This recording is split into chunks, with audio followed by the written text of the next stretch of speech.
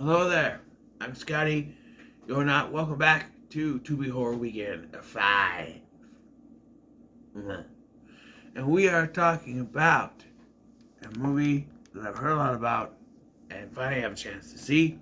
The Autopsy of Jane Doe, which I always thought was Autopsy of a Jane Doe. I don't know. But, yeah.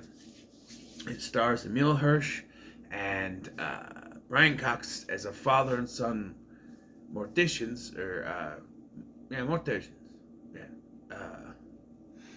who are investigating this body that was found buried at a crime scene, and so they begin, as they begin to work on it, the body, weird things start to happen, and it gets increasingly creepy and scary and spooky, and as they uncover the secrets of this body. So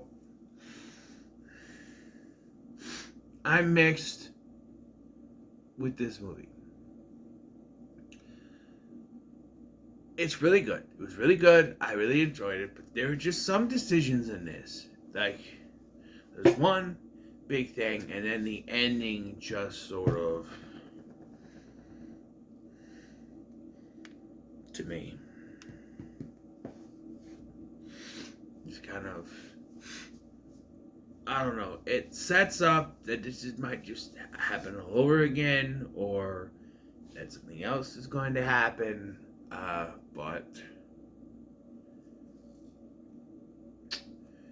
yeah. So we meet our father and son mortician team: Tommy, who's the father, played by Brian Cox, and Austin, played by Emile Hirsch. And Emile Hirsch, it's very much known that he doesn't really want to do this, but he does this for his father. He has this girlfriend named Emma. Her name is Emma Roberts. It's really weird. And she comes to visit him because they're going to go on a date. But then this body comes in. It actually starts with a crime scene. And you see this body, this woman, this Jane Doe. But you got to call her because there's no other name given. This Jane Doe buried in this dirt in a basement. And there's few dead bodies. And so it's weird. They give this dead body to him, but not the other ones, I don't think. Or maybe they do, and this is the one that they want done first. I don't know. But so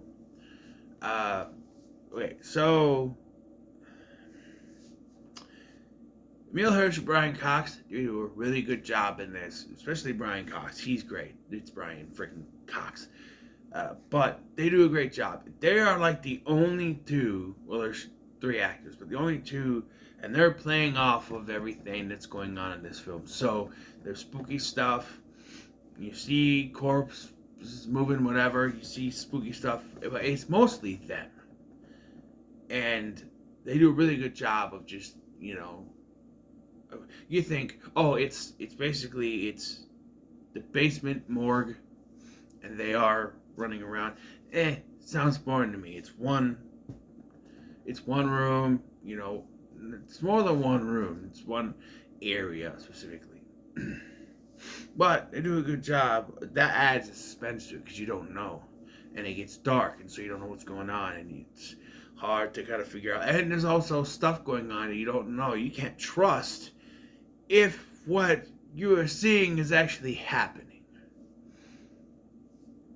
By the end of the film, there's hints that maybe it didn't happen like that, to a certain extent. But, and then I give props to the actress playing the Jane Doe. Yeah, it's an actress. It's not it's not it's not a mannequin or a model thing. It's not a dummy. That's what I'm saying. Dummy, yeah. It's not a dummy or something to that effect. It is an actress. And not only does she have to lay there for the entire movie, she has to lay there for the entire movie butt ass naked. Yes. So those were a fan of tits. Just, they're not bad. But she's supposed to be a dead body, so it's kind of like, well, nice tits, and then like, oh no, she's dead, and it's kind of, and I would never do that. That's, you know, I don't support necrophilia. I feel that's gross. It's a dead body. You know, there's limits. There's limits. You gotta put a stop on stuff. Then, you know, no animals, no dead people. That, meh. Anyway,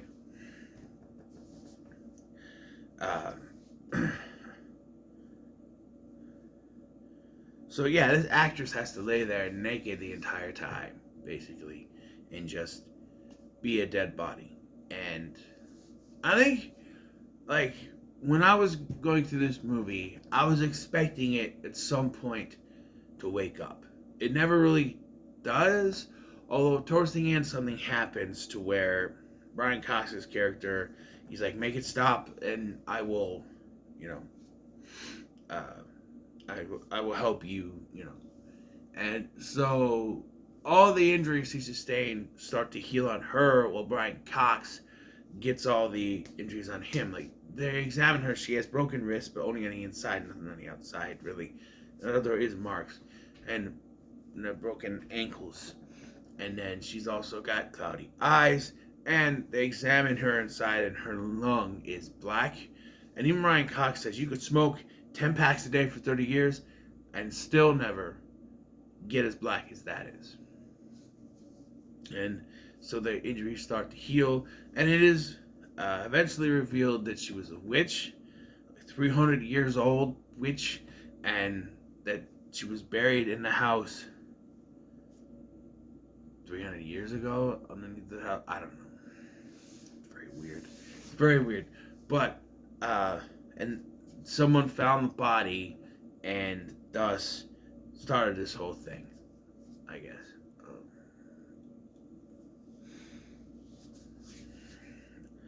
And, like, nothing can harm her on the outside. Like, they try to take her to the incinerator, but it won't move. Like, stuff starts to happen, something locks the door, which is confusing because the next thing they do is they decide to light her on fire. And when they do that, it sets the entire room on fire, and then they spray it down with a fire extinguisher, only to find out that she didn't get burned. So if she can't get burned, why wouldn't you just let them take her to the incinerator, and then as they're looking in, they see, oh, she's not burning, and take her out? I don't know. A lot of spooky stuff.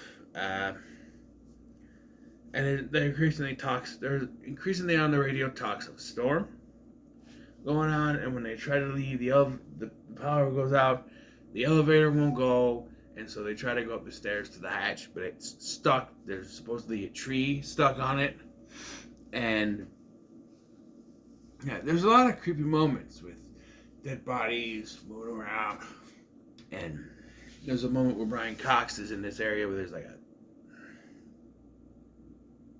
shower curtain, and Emil Hirsch sees something, but when they look there, it's not there, and then he gets dragged away, and the door's locked. He's trying to save his dad, and eventually gets him. And they talk about the late mother. She committed suicide, apparently, was what we're supposed to gather, and he didn't see the signs of it, but he should have. And there's a great conversation in the elevator where they're talking about it, and they're like, you know what, we need to go back, we need to finish this. Because they realize every time they try to cut her open and try to dig deeper, stuff happens. So they gotta get back there. But she's opened up the furnace, the crematory furnace, and has flooded the place with smoke. And so they eventually get there, and that's when you have the battle sacrifice. But there is something that happens before this, is they were trying to get back to the elevator to get inside. Something comes after them. And Brian Cox has this fire axe, and he just and it's then revealed that it's Emma. Yeah. No like. This was there just for a twist. And it makes no sense, because we are presented that they are stopped from leaving Even the radio says you're not going anywhere. So they're stopped from leaving.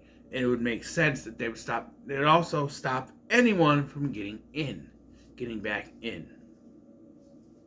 So the fact that Emma is there, somehow she got in, and, no, it's there for the sake of having a twist, and it just doesn't make any sense to me. And then the ending. So,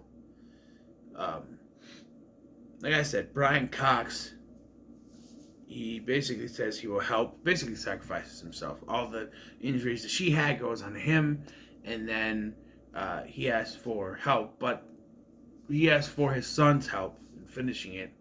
But what he's supposed to do is cut out his father's tongue, but he doesn't. Instead, he stabs him, which doesn't end the thing. I think you're supposed to cut out the tongue. I think that's what's supposed to happen. According to Wikipedia, it is. But he thinks it's over. He hears the sheriff. But it turns out not, because the sheriff starts singing the same song that was playing on the radio earlier, and then he sees the ghost of his dad and falls over the banister to his death.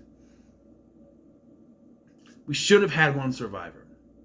There should have been one survivor. I know that goes against what we were presented at the beginning, but I don't care. For all intents and purposes, you should have had a survivor. Or maybe, here's what should happen. He falls over the banister, and the sheriff comes, and he examines the place, because the sheriff does come back, and in my version, the girlfriend wasn't there. The girlfriend shows up with the sheriff because she's been trying to get a hold of Austin, and she's been knocking on the door, and no one's been answering, and she couldn't open the door. And so she's there with the sheriff, and they go in, and they find... Again, this is my transcription of it. They find Brian Cox dead, and then they see the body, which is now, in the movie, is completely mended. Like, no, it looks like as if they hadn't even started the autopsy yet, because she healed herself. And, I'm going to tell you what happens the rest of the movie. So, the guy says, we're going to send it to another county. I'm done dealing with this. I don't want to deal with it anymore. And so, he gets put away, not in a body bag, but just gets covered up, put on a stretcher, and shoved into the back of the coroner van, and taken somewhere else. And so as it's there, though, because we get a talk earlier that they put bells on people's toes just in case they're still alive, I guess. I don't know. There's no bell on her toes, but we hear the music again, and then she moves her toe, and you hear a bell ring. The only reason that bells are even there is so that they can hear the bells at some point and freak out. It's supposed to be a scary thing. But, yeah, that's how it ends. Implying that the Jane Doe is alive, and she's going to start moving around and stuff like she's healed more on. Here's what I would have done. You could imply that. But also, like I said, Emma's still alive. She never shows up at things. She's there with the sheriff, and